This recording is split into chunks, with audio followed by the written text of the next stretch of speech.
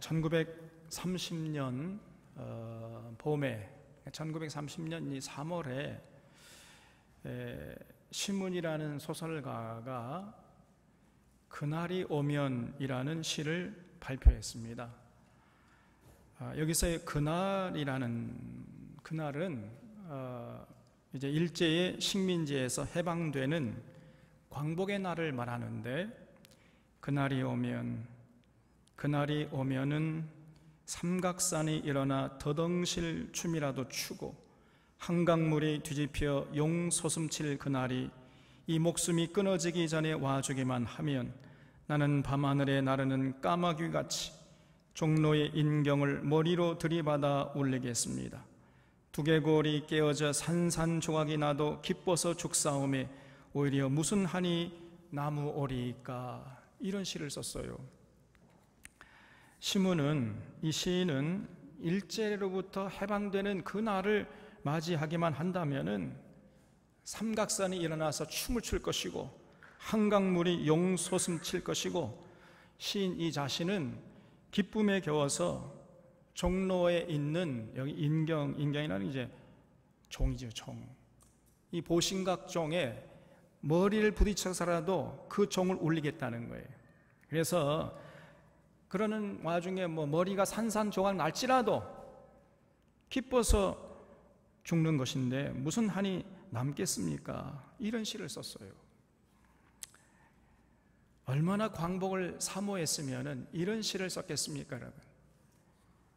그러나 시문은 안타깝게도 그토록 사모하던 그날을 보지 못하고 세상을 떠났습니다마는, 지금부터 75년 전에 우리는 시문이 그토록 사모했던 광복의 날을 맞이했습니다. 그리고 언 75년이 흘렀어요. 오늘은 일제로부터 해방된 지 75주년이 되는 광복주일입니다. 돌아보면은 그 75년 동안 이 땅에는요, 너무나 많은 비극적인 일들이 일어났습니다. 정말 고단한 역사로 점철된 이런 시기였어요. 2차 대전이 끝난 후에 전쟁을 일으키고 패전국이었던 일본이 그 전쟁 책임을 당한다는 의미로 일본이 분단됐어야 되는데, 어처구니 없게도 이 강백들에 의해서 일제의 피해를 당한 우리 민족이 분단이 되어버렸습니다. 이런 어처구니 없는 일이 벌어진 거예요. 그리고 급기야 이 강대국들의 이념의 놀이터가 된 이 한반도에서는 이제 6.25 전쟁이 터져버린 것입니다. 또 그 이후에는 4.19 혁명, 5.16 군사 쿠데타, 그리고 유신 독재로 이어지고, 그리고 그 숨을 돌릴까 했더니 또 전두환 군사 독재로 이어지면서 이 땅에는 민주주의를 참 뿌리내리기 위한 민초들의 힘겨운 투쟁의 역사가 이어졌던 것입니다. 그럼에도 불구하고 일제의 혹독한 고통에서 해방된 지 75년이 지난 이 시점에서 돌아보면은 우리는 아직도 완전한 광복을 이루지 못하고 있습니다. 아직도 이 분단의 역사를 극복하고 통일을 이루지 못하고 있고, 완전한 주권을 회복하지 못하고 있고, 또 일제의 영향권에서 완전히 벗어나지 못하고 있습니다. 이런 상황에서 다시금 광복주의를 맞이하면서 오늘 우리들이 감당해야 할 사명이, 우리 믿는 자들이 하나님 앞에서 다짐해야 할 사명이 무엇인지 돌아봐야 하겠습니다. 오늘 봉독한 이 스가랴 7장의 말씀을 올바로 이해하려면은 이 스가랴서 8장까지 연결해서 함께 봐야 돼요.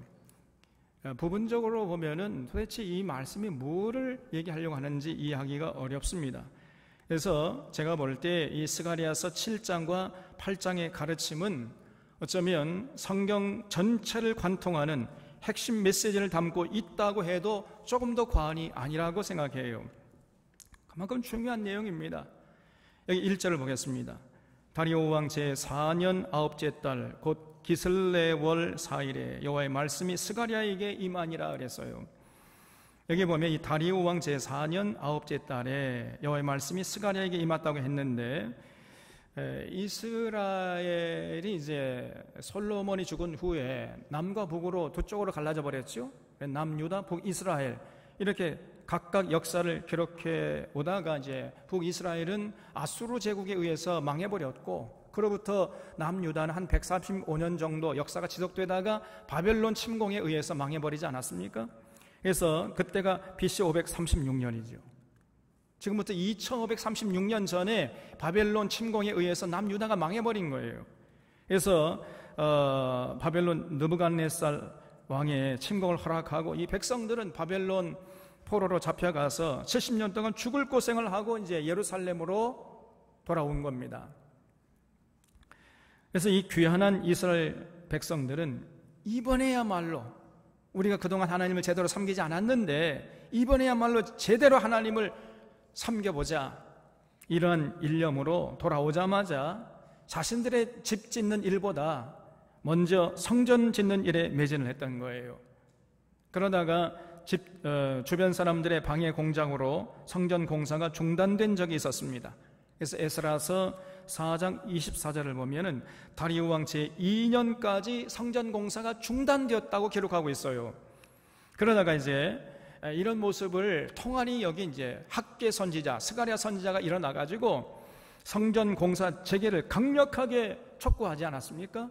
그래서 이스라엘 백성들이 이런 스가랴 학계 선지자들의 그 권면을 받고 용기를 얻어 가지고 이제 성전 공사를 재개해서 결국 성전 공사를 완공을 했죠. 완성을 했는데 그때가 에스라서 6장 15절에 보면 다리오 왕 제6년이라고 기록하고 있어요. 그러니까 여기 지금 스가랴서 7장 1절에 다리오 왕 제4년 9째 달이라고 했으니까 다리오 왕 제4년이면은 성전 공사를 재개하고 한창 이제 진행 중에 있는 그런 때였던 거예요. 그런 때에 하나님의 말씀이 스가랴 선지자에게 임했다는 것입니다. 2절 보겠습니다. 그때에 베델 사람이 사라셀과 레겜멜렉과 그의 부하들을 보내어 여호와께 은혜를 구하고 만군의 여호와의 전에 있는 제사장들과 선지자들에게 물어 이르되 내가 여러 해 동안 행한 대로 5월 중에 울며 근신하리까 하며 그랬어요. 그러니까 바벨론에서 포로 생활하다가 이제 예루살렘으로 귀환한 유대인들 중에 어떤 사람이 성전의 제사장과 선지자들에게 질문을 했다는 거죠. 저 선생님, 우리가 바벨론의 포로로 잡혀가서 70년 동안 하던 대로 여기 예루살렘에서도 5월의 금식을 해야 합니까? 말아야 합니까? 이렇게 물어본 거예요. 이스라엘 백성들은 바벨론 포로로 잡혀가가지고 노예 생활한 70년 동안 빠짐없이 1년에 반드시 4번의 금식을 했습니다. 4월의 금식, 5월의 금식, 7월의 금식, 10월의 금식이 바로 그것이었어요. 근데 이 금식들이 전부 예루살렘 성의 함락 사건과 연관이 있는 금식들이었습니다. 4월의 금식은 예루살렘 성이 함락된 것을 기억하면서 금식하는 것이었고, 5월의 금식은 예루살렘 성전이 5월달에 불탔거든요. 그래서 그 성전이 불탄 것을 기억하면서 슬퍼하면서 금식하는 것이었고, 7월의 금식은 그 총독 그달리아가 이제 아주 극우주의자들에게 암살당한 것을 슬퍼하면서 금식하는 것이었고, 10월의 금식은 예루살렘 성이 바벨론 군대에게 포위당한 것을 기억하면서 금식하는 것이었습니다. 그래서 이렇게 1년에 4번 금식을 하면서 자신들의 아픈 역사를 잊지 않으려고 애를 썼던 거예요. 그래서 그 70년 동안 하던 대로 지금 이 예루살렘에 돌아왔는데 이 예루살렘에서도 계속 해야 할 것인지 말 것인지 이걸 이제 물었던 거예요. 그러자 이런 질문에 대해서 하나님께서 스가랴를 통해서 이제 응답을 하셨는데 4절 보겠습니다. 만군의 여호와의 말씀이 내게 임하여 이르시되 온 땅의 백성과 제사장들에게 이르라. 너희가 70년 동안 5째 달과 7째 달이 금식하고 애통했거니와 그 금식이 나를 위하여 한 것이냐? 너희가 먹고 마실 때 그것은 너희를 위하여 먹고 너희를 위하여 마시는 것이 아니냐 그랬어요. 예루살렘에서 하던 대로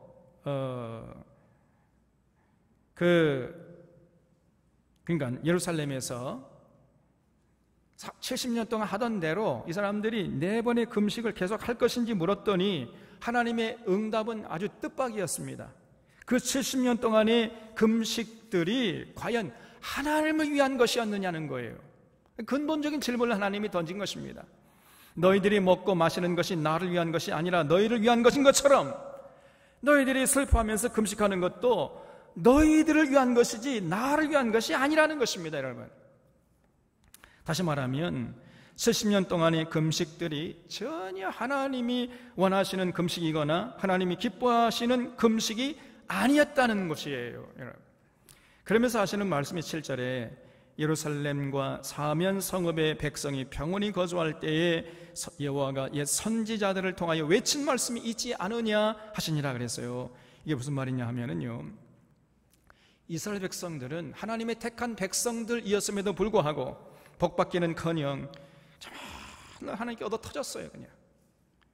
그래서 하나님이 보내신 이 바벨론 군대에게 예루살렘 성이 포위당하기도 하고 성벽이 무너지기도 하고 온 예루살렘 성이 그냥 불에 타가지고 잿더미가 되기도 하고 성전이 불에 타서 또 무너지게 되고 뭐 성전에 그냥 바벨론 군인들 들어가가지고 약탈하고 겁탈하고 강탈하고 수많은 금은 보화들 그 금기명 은기명들을 다 약탈해가고 그리고 수많은 이스라엘 백성들이 칼에 맞아 죽고 굶어 죽고 바벨론으로 포로 잡혀가지고 포로 생활을 하는 이런 끔찍한 재앙을 당한 거예요. 이렇게 나라가 된 것, 망하게 된 이유가 뭐냐? 그 근본 원인이 뭐냐면은 하나님과 맺은 신의 언약을 지키지 않았기 때문이라는 것입니다.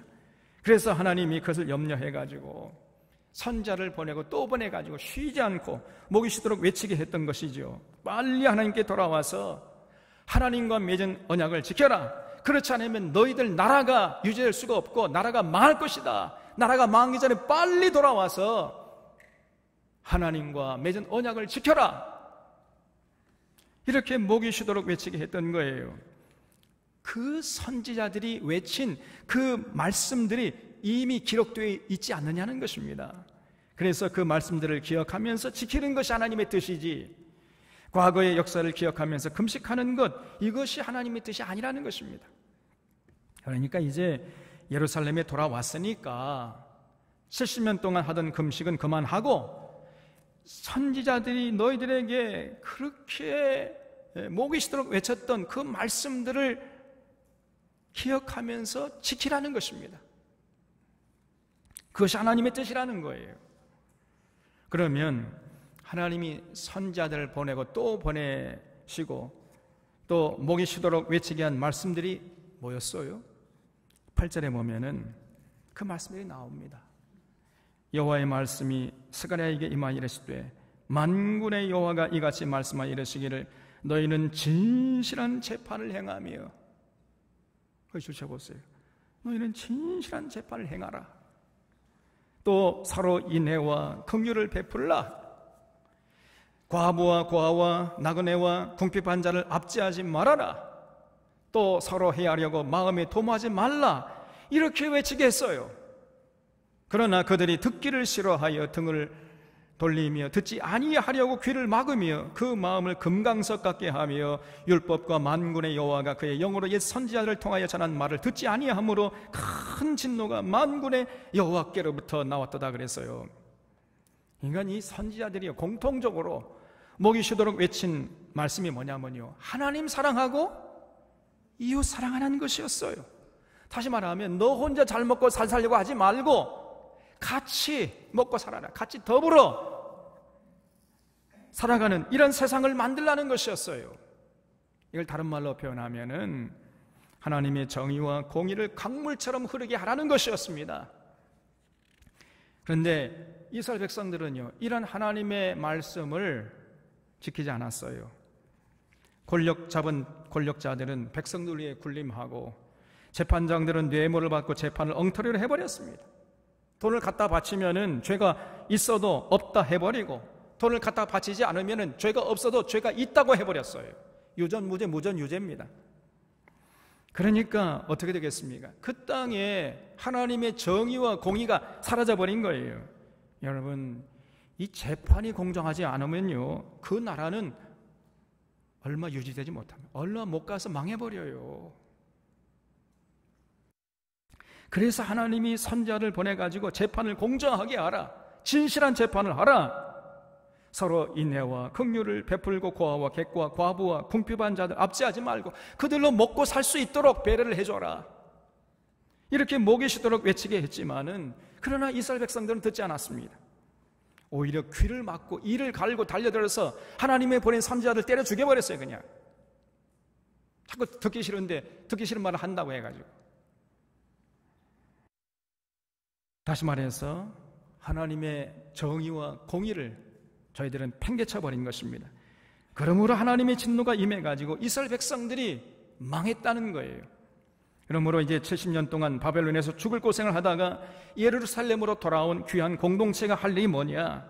과거의 슬픈 역사를 돌아보면서 금식하는 것이 아니고 이제는 그 하나님의 명령을 지켜 순종하는데 거기에 열심을 내라는 것이에요. 그래서 결론적으로 하나님이 8장 16절에서 이렇게 말씀했습니다. 너희가 행할 일은 이러하니라. 너희는 이웃과 더불어 진리를 말하라.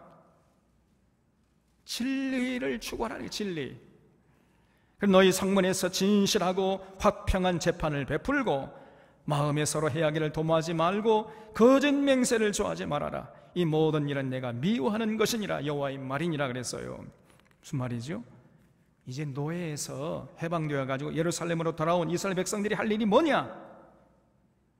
금식이 아니라는, 이 금식 다 이거 그만해 이제 좀.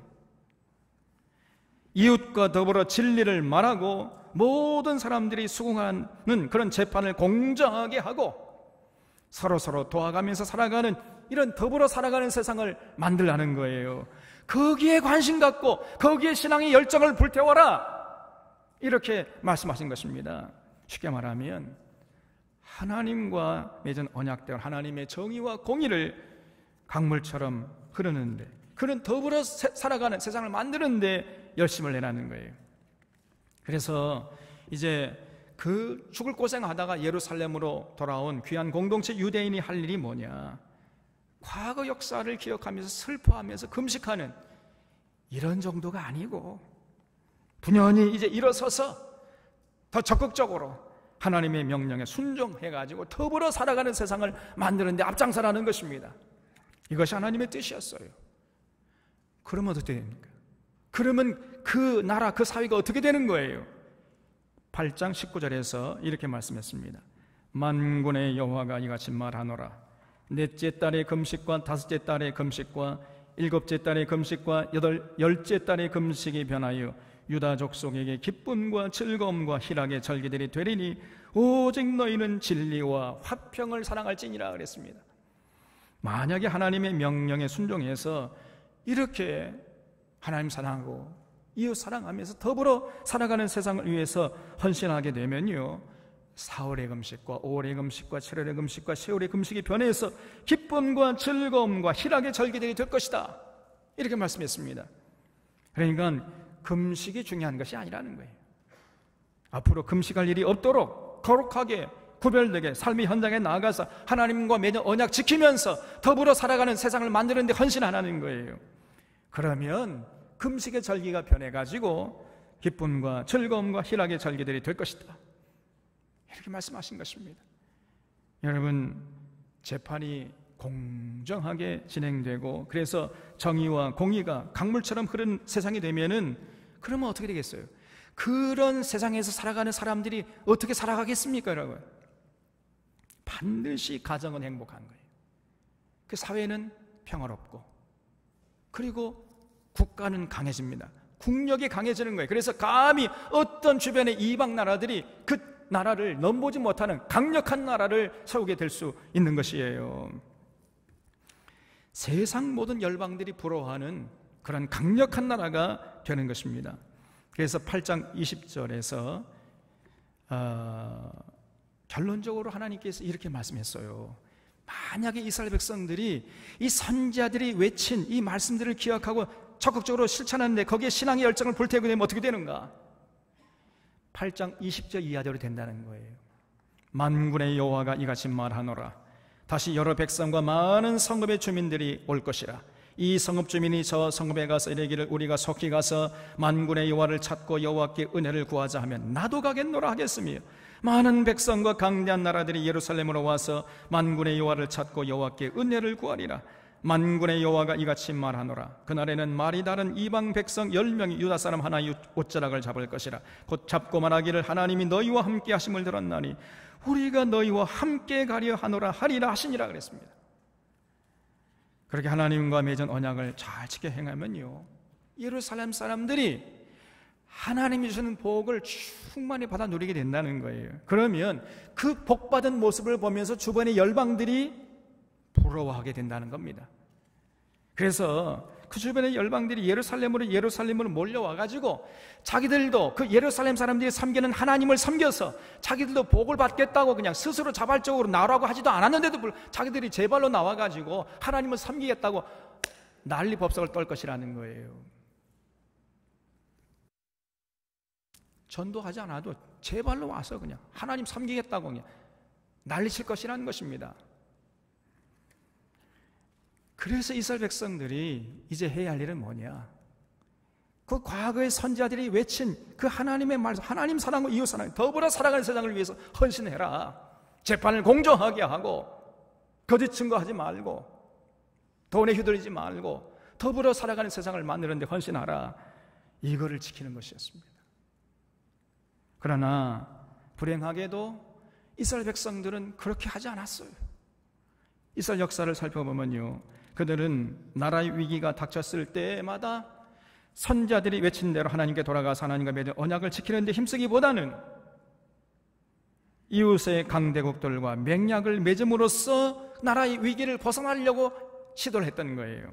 다시 말해서 강대국의 군사적인 힘을 빌어가지고 나라의 안녕을 꾀하려고 했던 것입니다. 이스라엘 북쪽에는요, 아수르 또는 이제 바벨론, 또 나중에 또 페르시아, 이런 강력한 나라들이 있었고, 남쪽에는요 강력한 애굽, 지금 이집트죠. 이집트 나라가 자리 잡고 있었습니다. 그렇기 때문에 이스라엘 백성들은요 이런 강력한 주변의 나라들 눈치를 보며 살았어요. 때로는 애굽의 눈치를 살피고 때로는 아수르 또 바벨론, 페르시아 눈치를 살피면서 이들의 도움을 요청하는 이런 일에 혈안이 되어 있었던 것입니다. 그래서 이 사람들이 나라의 위기가 닥치면은요, 이 지도급들이 그냥 사신들을 그 보물을 낙타 등에 그냥 가득 싣고, 그리고 아수르로, 바벨론으로, 그리고 애굽으로 이렇게 사신들을 보내는데 혈안이 되어 있었어요. 그래서 그 사신들이 아수르에서 애굽으로, 애굽에서 아수르로, 바벨론으로 달려가는 발걸음을 쉬지 않았던 것입니다. 하나님께서 이런 모습을 보시고요 아주 분노하셨습니다. 그래서 너희들이 바로의 세력 안에서 스스로 강하려 하여 애굽의 그늘에 피하려 하여 애굽으로 내려가서되 나의 입에 묻지 아니하였으니 죄의 죄를 더하는도다. 하나님께서 이 이사야 선지자를 보내가지고 분노하셨던 것이에요. 여러분, 당시 강대국이었던 이 애굽 또 아수르, 바벨론, 이런 나라들이 이스라엘 백성들을 전혀 구원할 수가 없었어요. 그들이 이스라엘 백성들에게 어떤 도움을 베풀 수가 없었음에도 불구하고 어리석게도 이스라엘 지도자들은 주변의 열강들을 그토록 의지했던 것입니다. 그래서 그 민족적인 위기에 처하게 되면요, 하나님을 의지하기보다는 이스라엘 백성들이 그 열강의 군대를 의지했던 것이에요. 그래서 사신들이 애굽과 아수르와 맹약을 맺으라고 소안으로 하네스로 부지런히 쉬지 않고 오고 갔던 거예요. 오늘날 말로 바꾸면요, 미국의 워싱턴으로, 중국의 북경으로 부지런히 오고 갔다는 것입니다. 외교관들이. 그들이 의지하려 했던 바로가 오히려 그들의 수치가 되고 애굽의 그늘이 그들의 수욕이 될 것임도 모르고 이 어리석게도 부지런히 오고 가면서 죄를 더했던 것입니다. 그러면서 정작 가장 큰 불행의 원인이었던 하나님께 돌아가서 하나님과 맺은 언약을 지킬 생각은 전혀 하질 못했어요. 여러분, 오늘 우리가 이런 어리석음을 다시는 반복해서는 안 될 것입니다. 오늘날 우리도 이스라엘처럼 이 강대국의 틈바구니 속에 끼어 있잖아요. 동쪽에는 그 야비한 일본이 떡 자리 잡고 있습니다.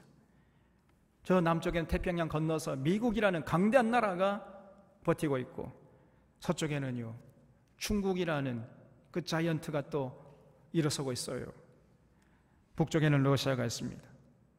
이런 강대국 사이에서 살아남을 방법이 뭐예요? 그 비결이 뭐겠습니까? 여러분, 다른 것이 아닙니다. 하나님을 의지하는 것인 줄로 믿습니다. 전적으로 하나님께 돌아가서 하나님이 요구하시는 정의와 공의를 세우는 일에 힘을 쏟는 이 일 외에 다른 길이 없는 것이에요. 이것이 이 나라, 이 민족이 생존할 수 있는 유일한 길입니다. 이런 모습 없이 강대국들의 힘을 빌리고 강대국을 의지하게 되면요, 오히려 그 강대국들이 우리의 수치가 될 것입니다. 오히려 그들이 우리의 고통을 안겨줄 것이고 통일의 창의 걸림돌이 될 것입니다, 여러분. 그러나 하나님을 섬기는 백성이 이 땅에 많아지게 되고 온 이 나라 국민들이 전적으로 하나님께 돌아가서 하나님을 섬기게 되면은, 그래서 하나님 중심으로 뭉치는 이런 상황이 되면요, 아니 우리 믿는 성도들만이라도 전심으로 진실로 하나님을 제대로 섬기게 되면은, 그러면 하나님께서 이 민족을 지키시고 보호하시고 참 완전한 광복의 길로 우리를 인도해 주실 것입니다. 이 나라 이 백성들이 참으로 하나님을 진심으로 섬기고 하나님의 공의와 정의를 세우는 일에 앞장서기만 하면은, 다시 말해서 하나님께 돌아가기만 하면 이 나라는 그 어떤 나라도 넘보지 못하는 강력한 나라가 되는 것입니다. 정말로 우리가 완전한 광복된 나라를 세우려면요, 먼저 하나님과의 언약을 지켜서 하나님의 정의와 공의를 강물처럼 흐르도록 해야 돼요. 이것이 완전한 광복의 길로 나아가는 초석이 되는 것입니다. 이런 면에서 오늘 광복주의를 단지 일제의 압제에서 벗어난 것을 기뻐하는 날로 그치게 해서는 절대로 안 되는 것이에요. 오늘 우리에게 바라시는 하나님의 뜻은 무엇이냐? 이제 분연히 일어서서 여호와의 명령에 청종하라는 것이에요. 진실로 모든 사람이 더불어 사는 하나님의 정의와 공의가 강물처럼 흐르는 세상을 만드는데 우리 믿는 자들이 앞장서라는 것입니다, 여러분. 이것이 오늘날 교회를 향한 하나님의 뜻임을 잊지 마시기를 바랍니다. 여기 교회의 존재 이유가 있는 것입니다. 그러므로 우리는 오늘날 우리 사법부가 진실한 재판을 하고 이 땅에 사는 모든 사람들이 피차의 인애와 긍휼을 베풀고 과부와 고아와 나그네와 궁핍한 자들이, 다시 말하면 사회적인 약자들이 억울함을 당하지 않는 세상이 되도록 기도하고 교회가 앞장서야 하는 것이에요. 하나님의 정의와 공의가 이 땅에 강물처럼 흐르고 모든 사람들이 더불어 사는 세상이 되도록 교회가 두 눈 부릅뜨고 세상을 지도하고 정치 지도자들이 그런 세상을 만들 수 있도록 우리가, 교회가 요구를 해야 하는 것입니다. 선거를 통해서 그러한 시대 정신을 가진 지도자들을 우리가 뽑아가지고 국회로 보내고 대통령으로 세우고, 그렇지 않으면은 선거를 통해서 갈아치우고, 이런 일들을 교회 믿는 자들이 관심을 갖고 해야 되는 것이에요. 그리고 더 나아가서 우리 믿는 자들이 삶의 현장에 나아가 더불어 사는 세상을 위해서 각자 맡은 일에 정직하고 성실하게 헌신하는 것입니다. 그럴 때 광복주일이 진정으로 기쁨과 즐거움과 희락의 절기가 될 것입니다. 지금 우리가 경험하는 대로 우리의 사법부가 건강하지 못해요. 사법부가 심각한 병에 걸렸습니다. 국정농단에 참여하지 않았어요.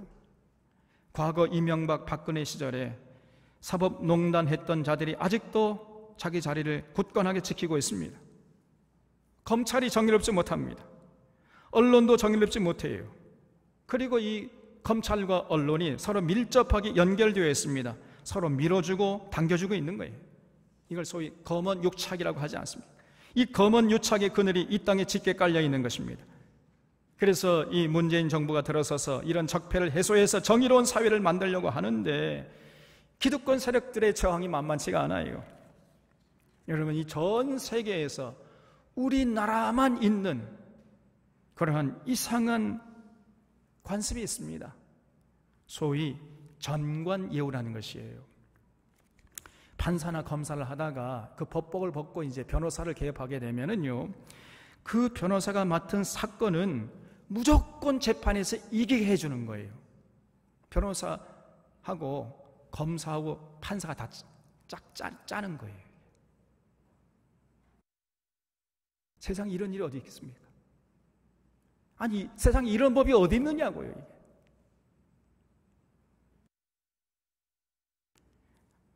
그러니까 이제 판사를 하다가 옷을 벗고 검사를 하다가 옷을 벗고 이제 변호사 개업을 하면은요, 이 변호사가 맡은 그 재판 건수 무조건 이기게 해줘요.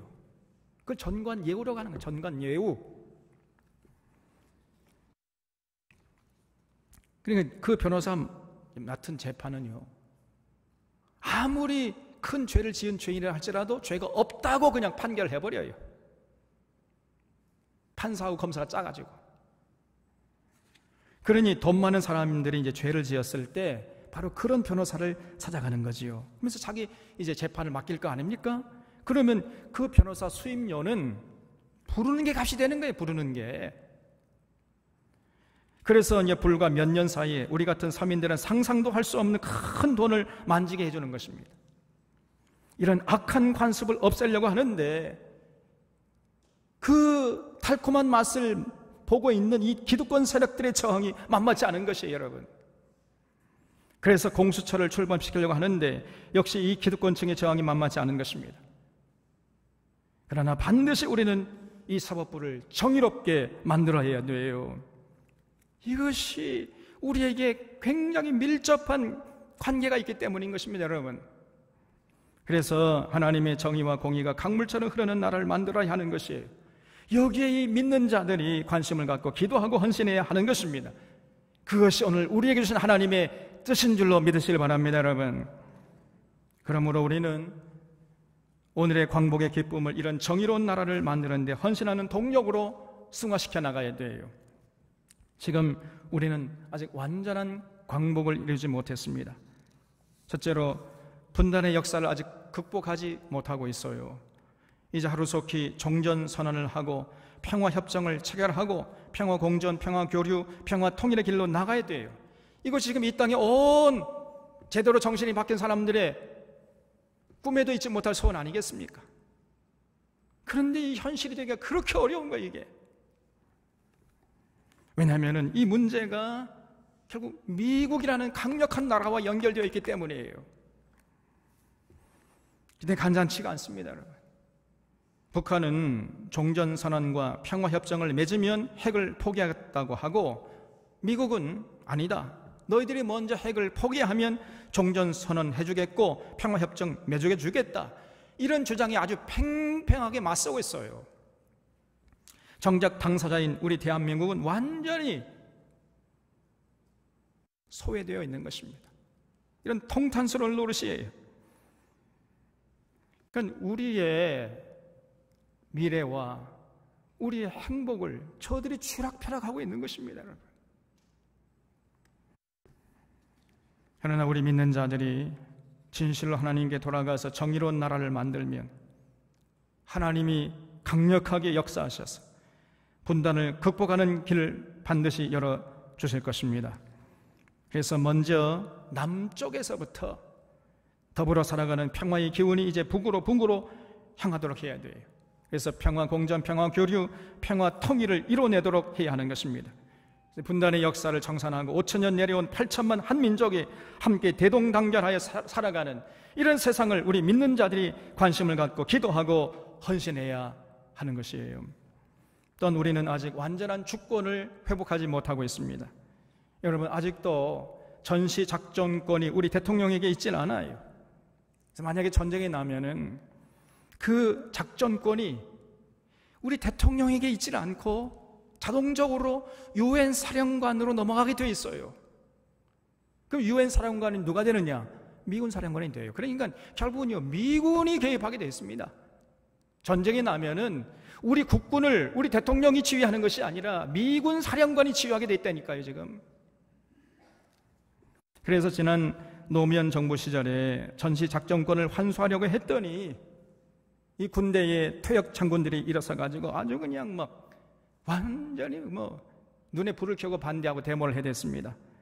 전시 작전권을 반환해 오면 이 나라가 망할 것처럼 난리법석을 떨었어요. 이 똥별들이 일어서 가지고. 그래서 아직도 회수하지 못하고 있습니다. 여러분, 이 자국의 군대를 자국의 대통령이 지휘하지 못하는 나라를 완전한 주권 국가라고 할 수 있겠습니까? 할 수가 없어요. 우리는 아직 완전한 주권을 회복한 나라가 아닙니다, 여러분. 그래서 하루속히 전시작전권을 환수해 와야 돼요. 그래야 완전한 광복의 길로 나아갈 수 있는 것입니다. 그럼 어떻게 하면 이렇게 될 수 있겠습니까? 우리 믿는 자들이 하나님께 돌아가서 하나님의 언약을 지킬 때, 그래서 하나님의 정의와 공의가 강물처럼 흐르는 나라를 세울 때 하나님이 강력한 나라를 이 땅에 만들어 주실 것이고, 그렇게 되면 자연스럽게 이 전시 작전권도 회복시켜 주실 것입니다. 또한 우리는 아직도 일제 영향권에서 완전히 벗어나지 못하고 있습니다. 아직도 이 땅에는 그 친일파들이 정치, 사회, 경제, 문화, 방송, 언론, 학계 모든 영역에서 깊이 뿌리를 내려가지고 굳건한 기득권을 행사하고 있기 때문입니다.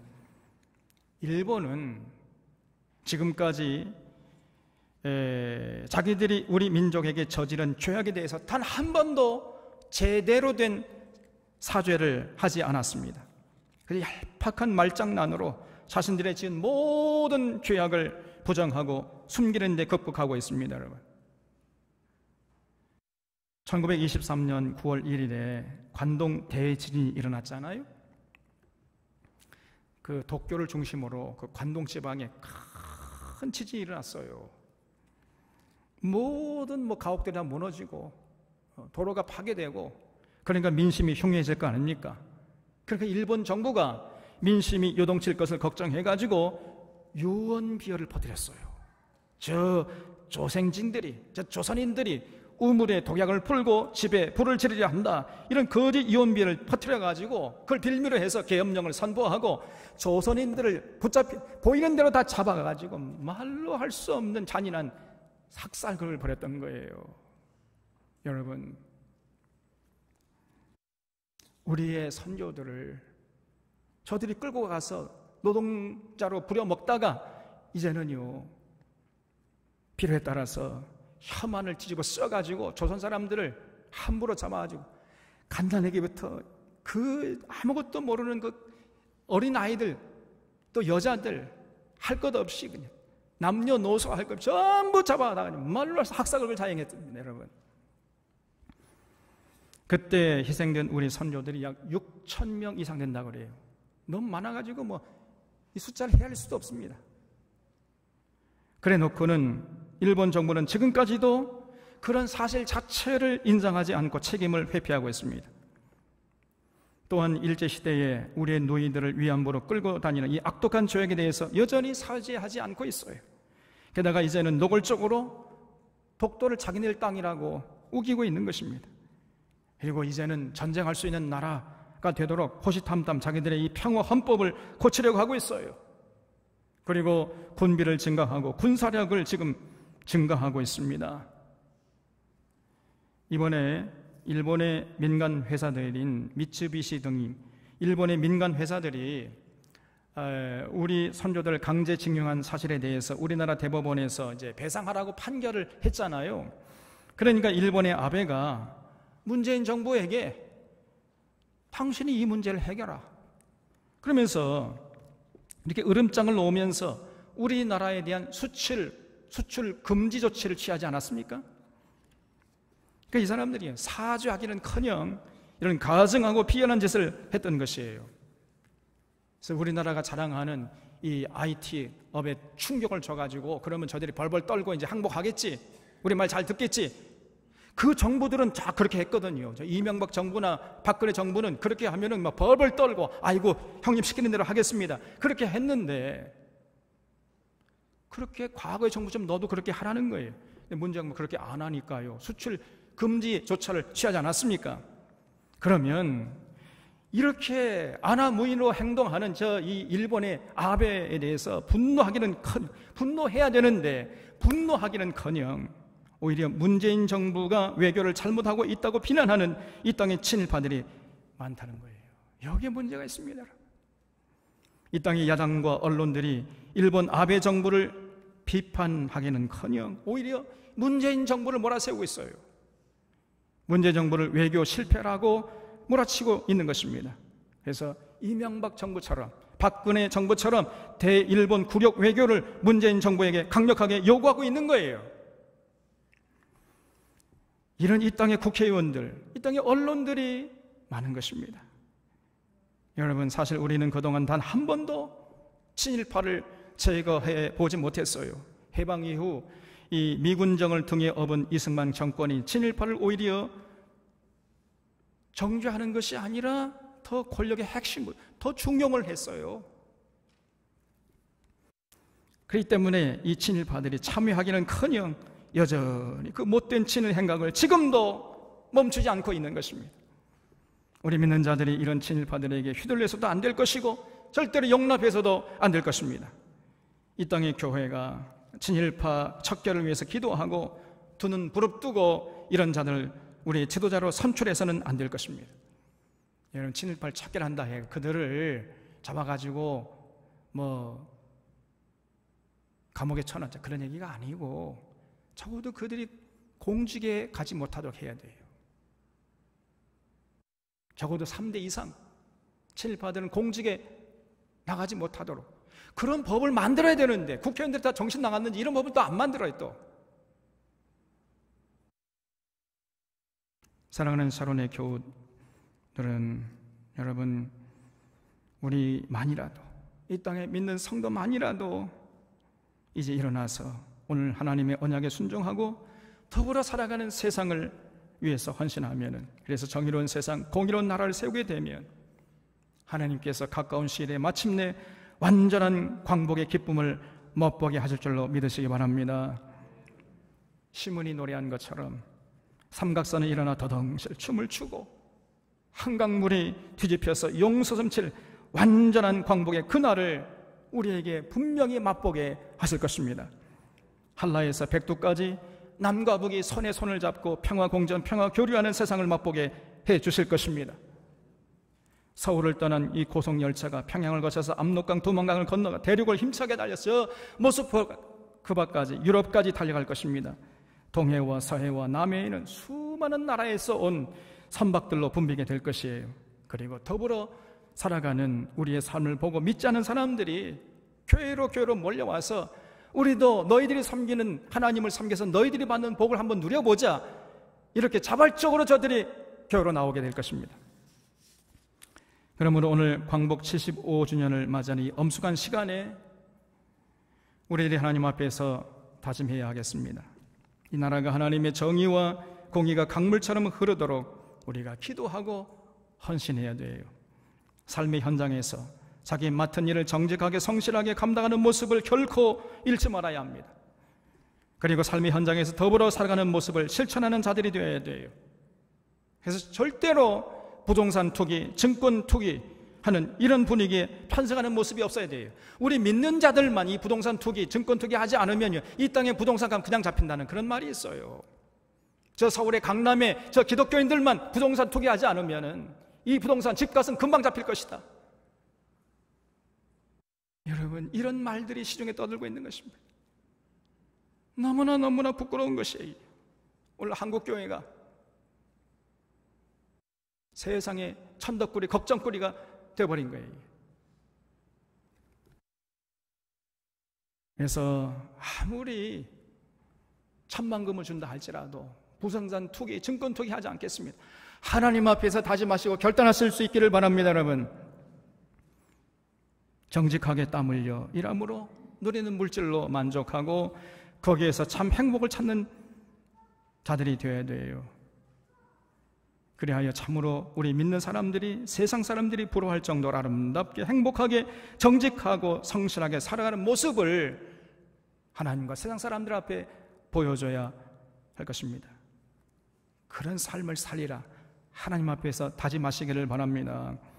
그래서 분단을 극복해서 평화 통일된 나라를 세우고 주권을 완전히 회복하고 나라의 정결을 바로 세워서 하나님께 영광을 돌리는 삶을 살리라 다짐할 수 있기를 바랍니다.